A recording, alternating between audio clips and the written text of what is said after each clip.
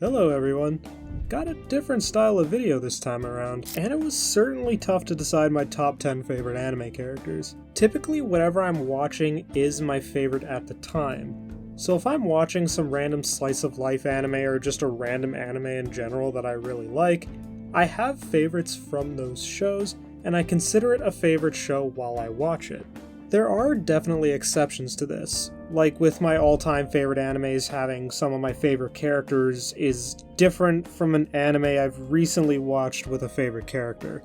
That probably makes zero sense, or I've just worded it poorly, but long story short, it's hard for me to choose exactly who is my favorite and condense it down to 10 because I love so many anime and I have favorite characters from those shows, so it makes it hard for me to make this list.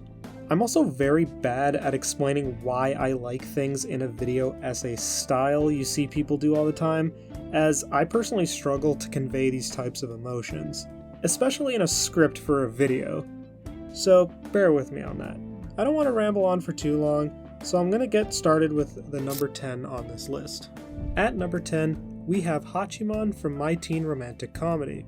One of my favorite types of characters is a character who is either fundamentally broken or has experienced some form of trauma where they are a cynical character. Sure, that does happen a lot in a lot of series, but Hachiman just feels different. Sure, there are moments when the series forces some of these things down your throat, but generally it's always presented in a very good way, and in a more realistic way. I enjoy his very sarcastic personality and more realistic view on life. When he goes on his speeches and rants, you really get a feel for exactly how he thinks. It also helps that the cast of the series really sells it as well.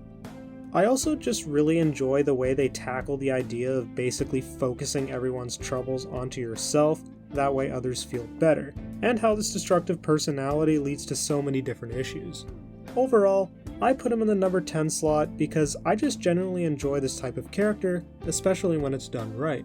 Coming in at number 9, we have Goblin Slayer. And you may be asking, why do you like such a bland character who has more or less one aspect to his personality and has just a very generic feel to him? And to answer that, I'm not too sure, but I'll try my best to explain. Once you get further into the series of Goblin Slayer, or have read the Year 1 manga, you get a little more insight, but even just sticking to the main series, you see his personality slowly start to evolve. One of the major points I always like to bring up to sort of elevate his character is a scene that happens in the manga that recently happened within the newer season of the Goblin Slayer anime. So, slight spoiler warning ahead. In the beginning of the series, we see this one girl be killed by Goblin Slayer because she's poisoned and is dying. So Goblin Slayer basically mercy kills her. This does come back later in the series as we're introduced to that girl's brother, who then says to Goblin Slayer when retelling a sort of tale about his sister that she was killed by poison in a goblin cave. Goblin Slayer draws the connection and starts to have a sort of panic attack, as he exits the guild in a rush and is even confronted by Spearman. Spearman being one of the more boisterous members of the series, and is constantly seen as someone who likes to hype himself up and tries to seem like more of a know-it-all. And even he is able to see that something's wrong with him. And for me, I just really enjoy that whole section. Because right after that, we see Goblin Slayer breaking down and wondering if what he's doing is even a good thing. And just having that moment just really made me appreciate him. And I also just think he's really damn badass. At number 8, we have Alucard from Hellsing. He's kind of in a similar boat to Goblin Slayer in the sense that I like him for a lot of the same reasons. He's just a really badass character, is really funny, and when you get later into the series, has more stuff revealed about him.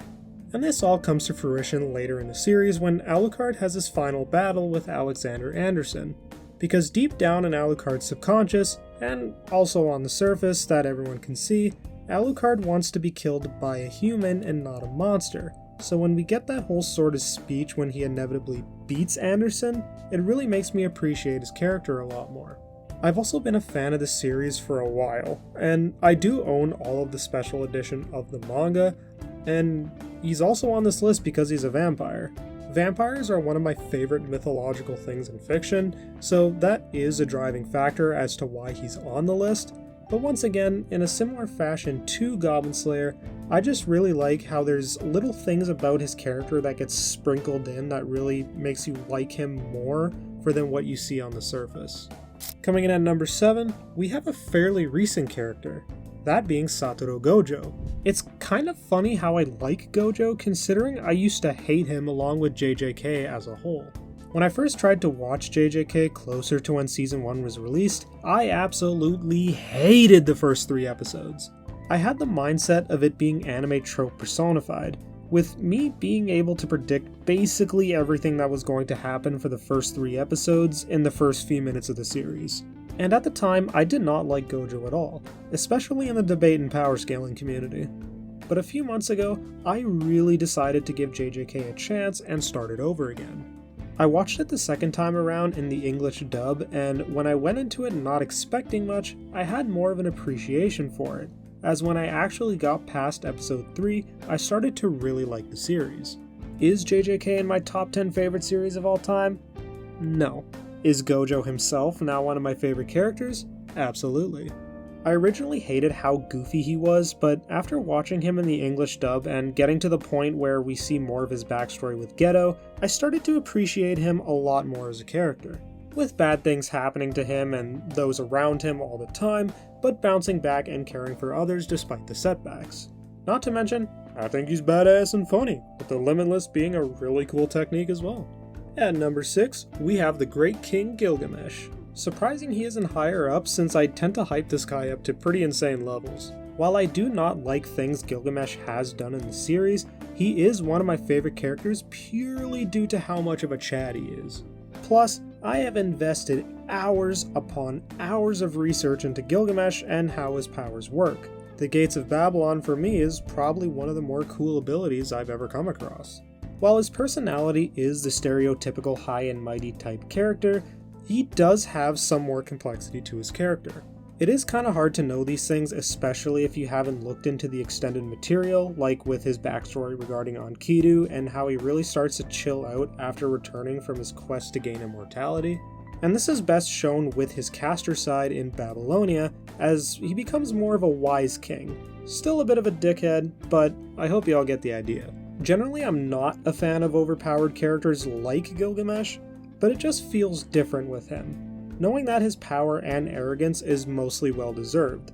Bit of a shorter explanation, but it's kinda hard to explain why I like Gilgamesh so much without ranting and rambling for 20 plus minutes about his powers. So with that, we crack into the top 5, with number 5 being Kakashi Hatake.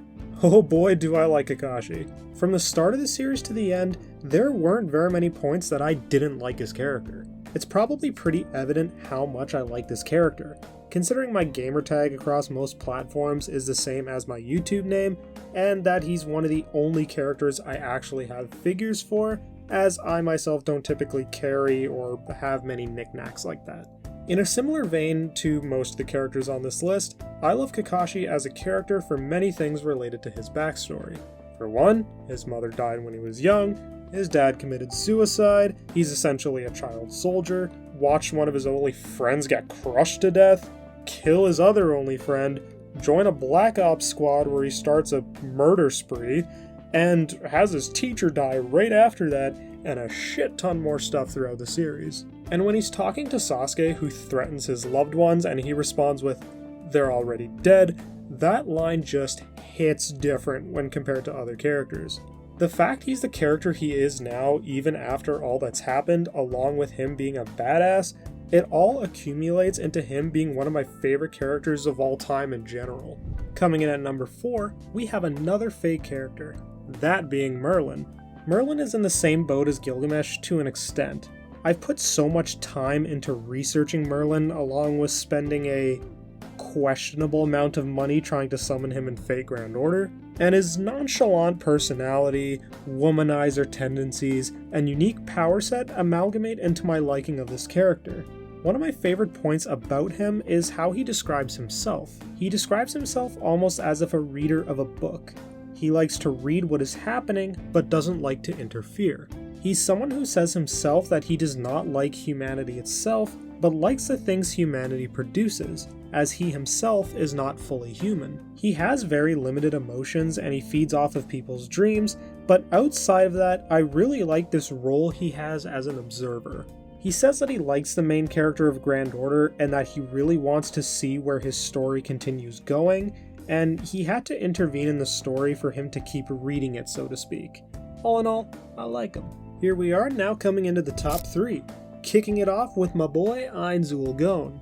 There's so much to say about this character that's hard to condense and express. I always like to compare the series of Overlord to your stereotypical overpowered isekai, but done right. As the story isn't focused on Ainz 100% of the time, it focuses on more things, but when we do see him, you're always excited to see what happens next. I've been a fan of the series for a fairly long time. I owned and have read 3 of the light novels for the series, and have a decent chunk of the manga, as well as having watched the anime at least 4 times. The way he is forced into this Overlord persona is very comedic. He's basically just a regular-ass guy being forced into the body of his video game avatar skeleton, and now he has to command an army of heteromorphs that see him as a god. And sure, it's not all comedic. Over time, you start to see that he really cares for the NPCs of the guild as his children, and even when Shalltear goes rogue, he wants to fight her himself to prove that he is worthy to lead them. I will admit a lot of things that happen in this series are pretty stereotypical, but I love the evolution of his character and especially the power system of the series. Considering I've spent similar hours into researching Ainz's power in a similar vein to how much research I put into characters from the Fate series. For number 2, we have the GOAT of Naruto, Minato Namikaze.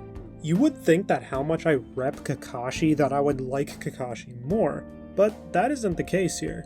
Minato is my all-time favorite Naruto character for reasons that have been present throughout this list. While he does have tragic moments about his life, it's nowhere near as tragic as some other characters on this list, but considering he has one of my favorite fictional powers, that being teleportation, I am immediately drawn to him.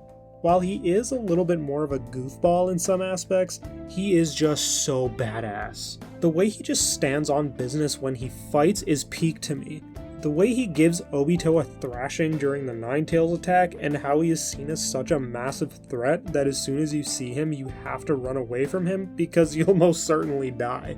He also has a certain trope that I like, that being the happy-go-lucky character that when they get serious they are an unstoppable force. There's not much more I can really say about him. Sure, we do and don't have a lot of moments with him in the series. Anyone who has seen the series can typically appreciate the type of character that he is, and it's hard for me to explain how much I like him more than the others on this list. I'm not good at conveying these kind of things, so kinda have to take my word on this one. And finally, at number 1, we have Son Goku from Dragon Ball. I know some people despise it when someone says their favorite character is Goku, but I like Goku. Even Dragon Ball Super Goku. Dragon Ball was basically the first anime I ever watched. I still get chills to this day watching Goku go Super Saiyan for the first time. I was never one to look deeper into a character before Goku. Videos from YouTubers like Set the Programmer, with his Strength of Son Goku video, and his Defense of Goku vs. Moro video, I really started to appreciate the more subtle things about Goku. There's just something about Dragon Ball as a whole that always gets me excited. I still remember the day I went to see the Broly movie when it first released in theaters all those years ago. Goku being my favorite is definitely heavily driven by nostalgia, but it's not all just nostalgia. And once again, it's really hard for me to put into words why I like Goku. Sure, he's not the most super detailed character out there, and the general themes and character arcs he go through are seen as pretty standard, but how many characters can have such an impact on a person more than Goku? The way he trains, the way he talks, and the way he just acts in general have driven me personally, as well as many others who strive to be like Goku, whether it be mentally or physically. And once again, it's really hard for me to explain why I like these characters so much. I have lots of trouble explaining why I like characters or just talking about my general thoughts like other YouTubers who do video essays and the like. So I hope this video was somewhat entertaining, and yeah, the Goku section was a little short, but I just have so much trouble explaining why I like the GOAT so much. You could even say Goatku. But thank you all for watching. I hope this was somewhat entertaining, and I hope you have a nice day.